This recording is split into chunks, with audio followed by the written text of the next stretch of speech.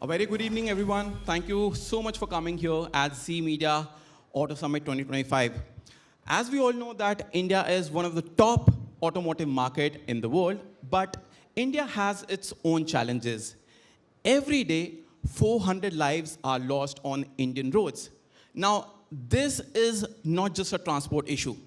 This is a national imperative which is impacting citizens, brands, and also policymakers.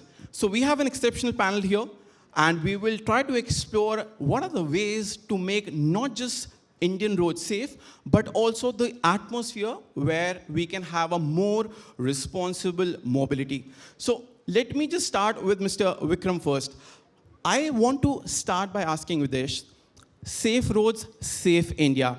Where do you think the real challenge lies? Is it with infrastructure, or is it with enforcement, or whether it's with driver behavior? So let me start with that famous quote from Mr. Bal Gangadhar Tilak. Swarajya is my Janma Siddha Adhikar.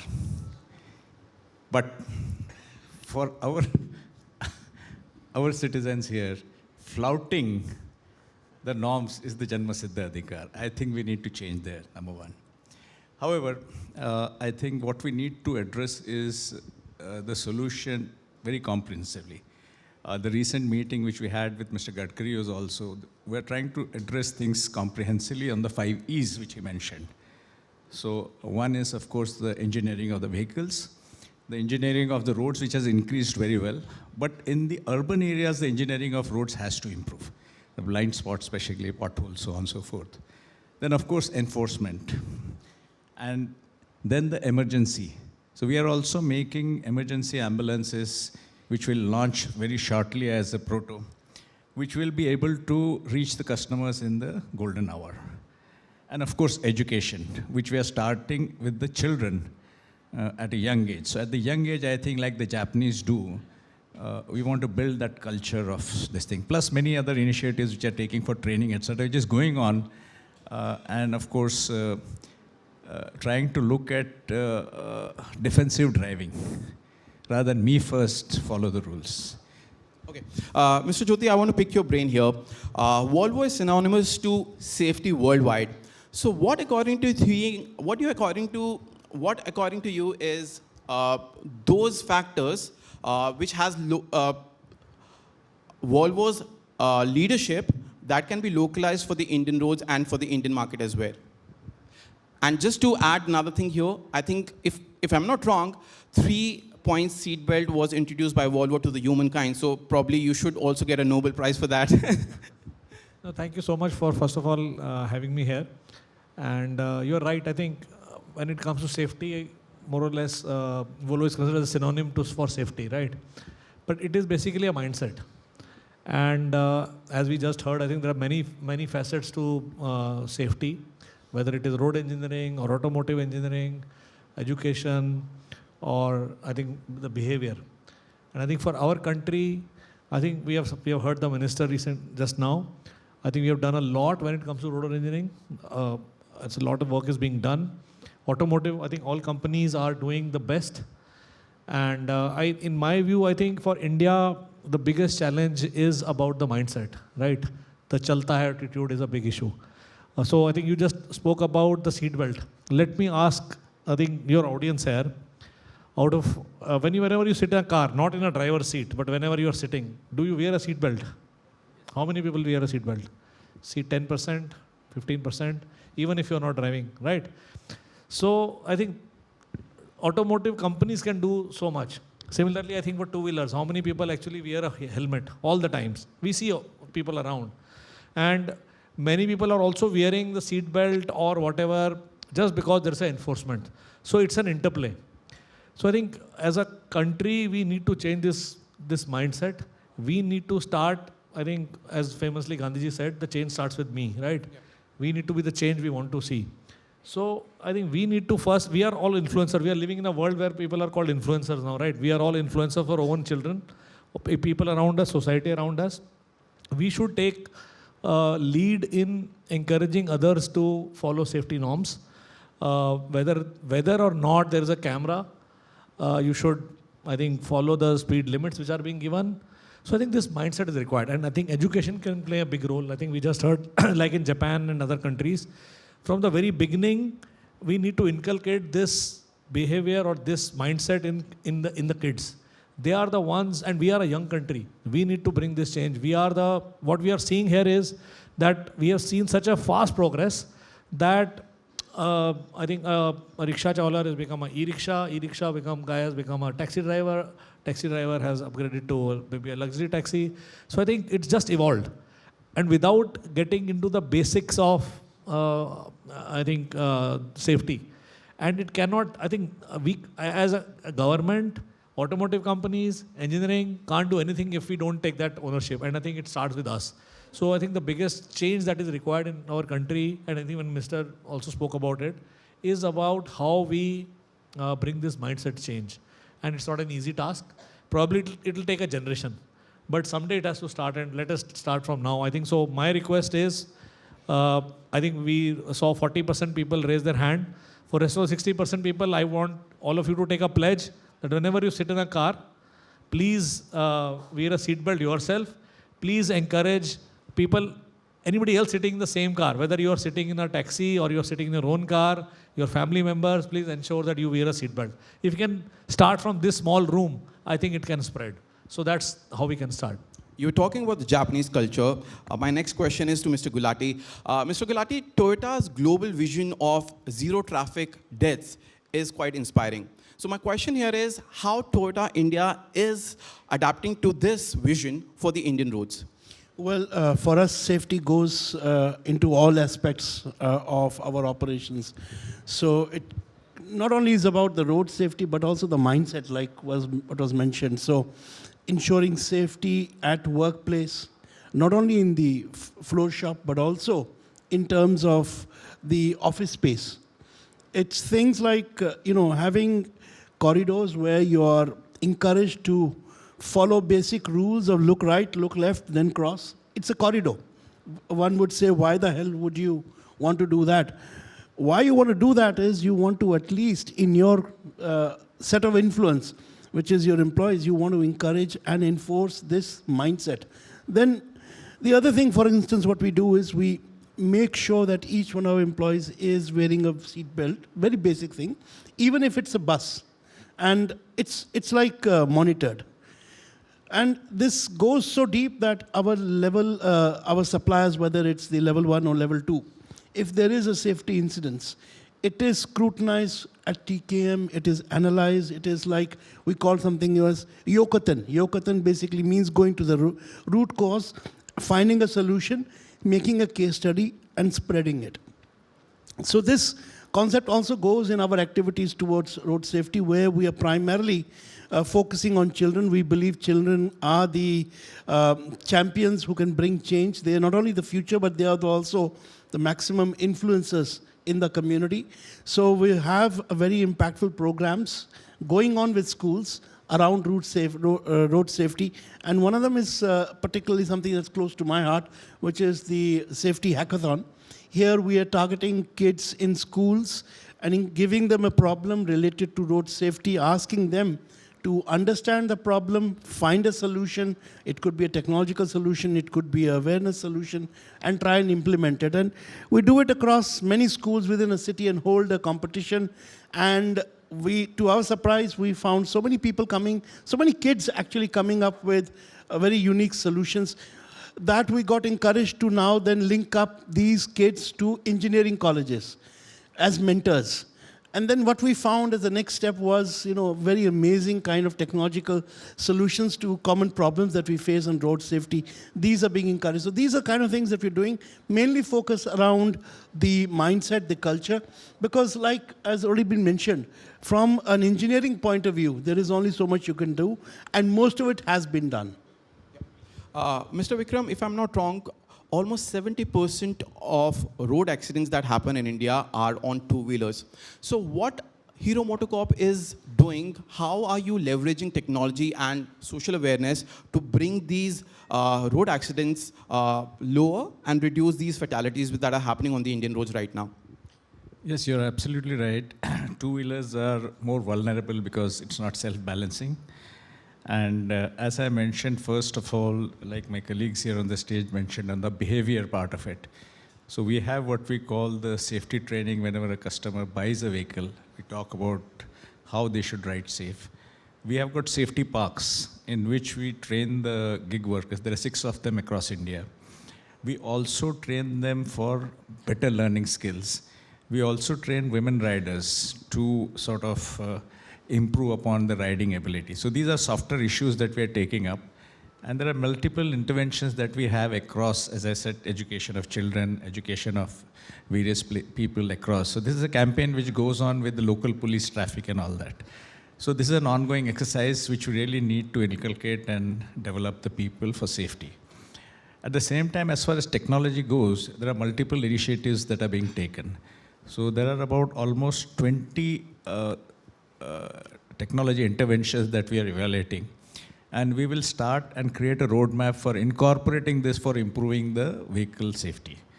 So in today's world, if ADAS is there, my driver switches it off.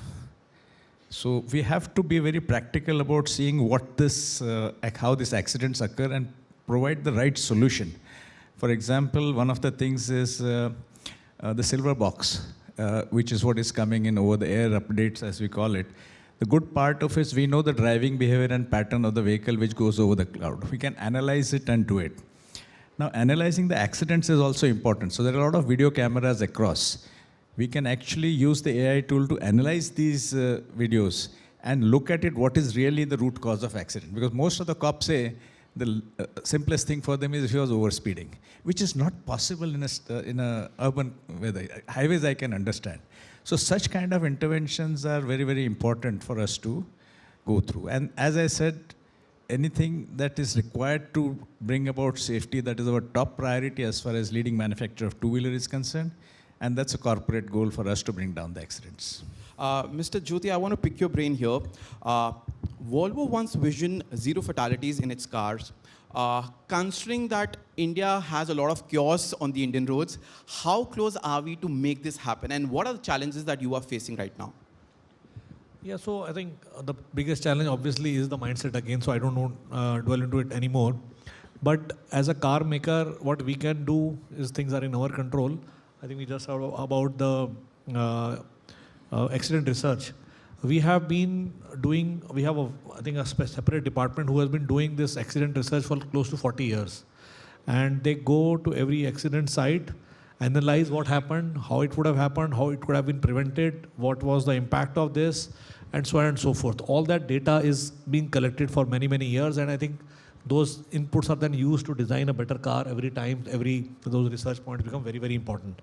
So I think that's something which is very, very important because ultimately, because we are I think a legacy brand being around 98 years and we operate in so many countries, data is coming from almost everywhere and we are able to sort of convert that into some meaningful work. One important thing I can tell you as an outcome I think two things.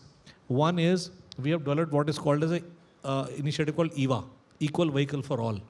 So what we realized, I'm sure everybody here has seen or heard about the crash test, right? We are talking about NCAP scores and all. In a crash, what happens? So I think in 90s, way back in 90s, we realized while we're doing this research that a typical dummy which was used to analyze an accident or when the crash test was being done for a typical male dummy of a certain age and height, which means that only X% of people globally are sort of meeting that norm, and I think that's not safe enough for everyone. So how can we generate equal vehicle for all, whether it is for women or for any gender, age, or any ethnicity? So that data then went back into that, and I think that is now, and I think what we have done, like we did with the seat belt, that technology was made available to everyone. Similarly, this EVA initiative, we have put this whole data back to all other automakers as well for as an open source. So they can extract the data and I think use in their own designing. So that's a contribution, not just for our own company, but for the larger community, because we care for that. So that is one very, very important thing. The other output of that accident research over the years has been, And especially in four-wheelers, what happens is people talk about the golden hour, right? When an accident happens, you need to have someone reach and support you.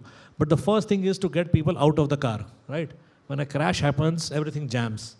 Now, what sort of tools are required? What sort of cutting is required? And for that, you have to collaborate with the local authorities, because ultimately the local authority, the local fire people will come. So we have been working with our communities in different countries, where we collaborate with them, educate them as to what has to be done. And this is sort of something which, as an output of that research, is what came in. So I think these are small little things which can bring in changes. They are going beyond just the automotive engineering itself, but I think taking it to the larger aspect of safety. And I think we take these things as very, very seriously, and I think we have been working on them. And as I said, we are a small brand, but we share this with others so that I think it can go. For example, the seat belt you spoke about, in a way I can say very proudly, a little bit of Volvo is there in every car, because every 3-point seat belt that you use came in from Volvo and was given to everyone without any patent, just because of larger safety. So those ethos is what we contribute. Mr. Gulati, Toyota has been deeply involved in awareness programs, like you also mentioned. What, according to you, think, and how important is it on the grassroots level to make those drivers understand? And also, have you seen any positive impact in the drivers' behavior in India, especially? Yeah, definitely. I think everybody, there's nothing more precious than your own life, right? The fact is that you tend to forget this very basic fact many a times when you're flouting rules. So reinforcing this aspect that, it's taking shortcuts is not only putting yourself in danger, but also the future of your family does have an impact. Showing cases where you think that you can get away with, breaking rules, how much risk you're taking in terms of putting yourself in danger versus what you're gaining. Those kind of things do matter. They do create a lot of impact. I think public awareness, school-based awareness is critical. But I would also say that enforcement is something that can go to the next level now. I personally believe with the technology that's now available, there is a case for considering citizen enforcement. When you see people flouting rules, you all have now technology where cameras are available. Can you take that? Can you load it onto on the cloud seamlessly for the enforcement agencies to act on it? This actually immediately multiplies the outreach and the impact and kind of finishes off the limitations of the number of cameras you can put. Practically everybody becomes an enforcer. Follow that up with implementation of the amended Motor Vehicle Act, which got amended in 2019, which has very stringent penalties now, and link it to the technology stack, where driving license is also linked to your unique identification. States getting involved in making sure that the licensing itself, that process, is made strict. I think if you put these pieces together, I think in short span of time, a relatively short span of time, we can have a huge impact. And I think this has got to be done given the kind of losses we are seeing in terms of human lives being lost, the economic impact of it all, the social impact of it all. So I think those kind of things also need to be done besides just creating awareness. Thank you. Mr. Vikram, being a market leader, do you think India and companies like Hero MotoCorp can become global leaders in affordable safety features? Let's say ABS, let's say smart helmets, or safety technology. Do you think we have that potential? And if yes, then what are the things that are stopping us? True. Actually, the target that we have given to our R&D and development teams is, I told you we're working on 20-odd projects, and we have given them cost targets. So they should be affordable and yet be useful for the people. For example, if I put a helmet and connect it to the Bluetooth, then it should give an alarm, or blind spot detection, it should raise an alarm. So these are fundamental things which we're trying to do. Pothole detection, blind spot detection, all these factors are very, very important. So once we understand and analyze the real cause of accidents, we'll take up about top 20 things which will give us about 80% results, not play blind.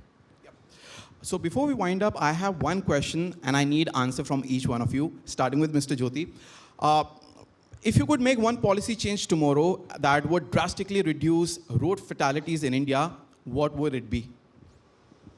I think we need, although I think recently this enforcement of I think the traffic rules has become very stringent, but I think we need to ensure that it becomes even more stringent, because I don't think while we educate, it will take 10 years, but I think we need to ensure that how we are able to enforce, whether we use technology. I think India is known to be the IT hub of the world.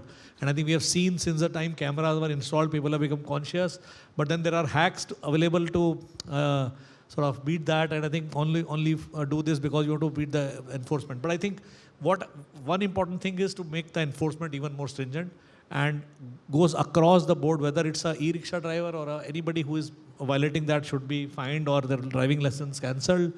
I think we have to make it. Till the time education happens, we need enforcement. Mr. Gulati? I think the foremost is enhancing the efficacy of the driving license regime. Mr. Vikram? I would say enforcement of automated driving centers. There are 100 odd in India. They undergo theory class, they have to pass it, and then you have to enter the test area and come out, either it's pass or fail. I think this should be enforced across the country. That will be the best solution. Thank you. Well, on that note, I would like to say thank you very much indeed for joining us here. It's been a pleasure having you here. Ladies and gentlemen, please have a huge round of applause. Thank you.